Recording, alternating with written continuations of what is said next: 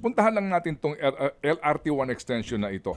Balikan ko lang po, sir, hindi ho ba ang lahat ng itong istasyon ng LRT na extension ngayon po ay operating hanggang dyan lamang sa sukat, right? Tama po. Okay, so meron po tayong istasyon na remaining, ito po ay Las Piñas at Bacoor. Las Piñas, Zapote at Bacoor. Las Piñas, Zapote, and Bacoor. Okay. Totoo ho ba, Secretary, na ang punot dulo po ng delay na ito ay dahil doon sa itinayo na flyover sa panahon po ni Secretary Mark Villar?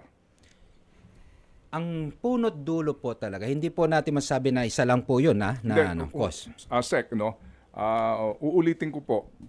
Bago po ang flyover na ito, yung pong right of way niyan, yung property tatamaan, nakuha na ng gobyerno, right? Binayaran na po. Tama? Meron na pong Las Piñas Station. Ang pinaka-controversial dito ay Las Piñas Station.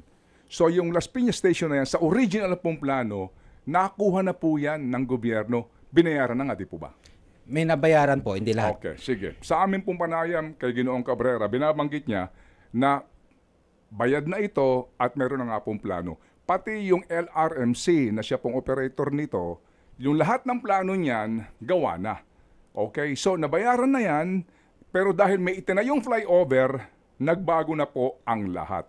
So, aminin niyo ho ba na ang pinagmulan talaga ng problemang ito ay yung flyover na itinayo nung panahon po ni Secretary Mark Villar? Sir, I have to explain lang po para makita yung konteksto. Before I say na whether it's a Mark Villar fault or whether ganito po kasi yan. Yung sinasabi ni Administrator Cabrera na original location, I think that's south of this flyover po yan. Yan po yung original location by way of concept design. Ano ba itong concept design? Ito po ay nasama sa bid parameters ng LRMC. So ito ang sinabi nilang alignment, yung sinasabi nating original location.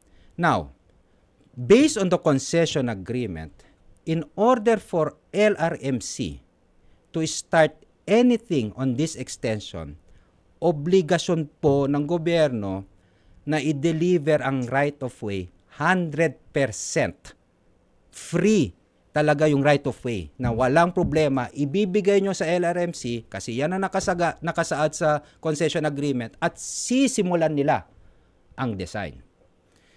Ito pong sinasabi na ng original location, hindi ho nabigay ng gobyerno yung 100% na right of way. So hindi ho sinimulan ng LRMC ang design. Ngayon, natenga yan from 2014, natapos sa 2019, 2021, 2022. Pumasok na ngayon yung flyover. Okay, sige. So puntahan So, po ganun natin po to, yung to abbreviate po itong ating usapan.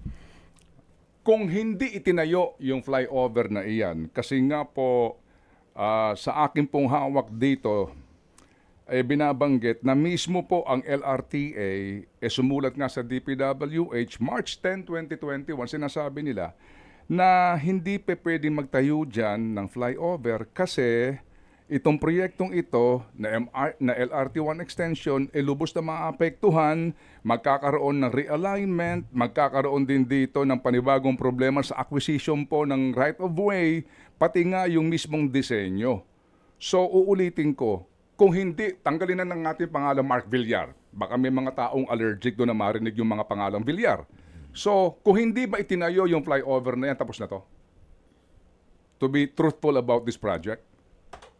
Kapag hindi po tinayo yung flyover, hindi po naging komplikado ho sana ang sitwasyon in the sense that wala hong rason ang gobyerno na wag ibigay yung buong 100% na right of way doon sa original location.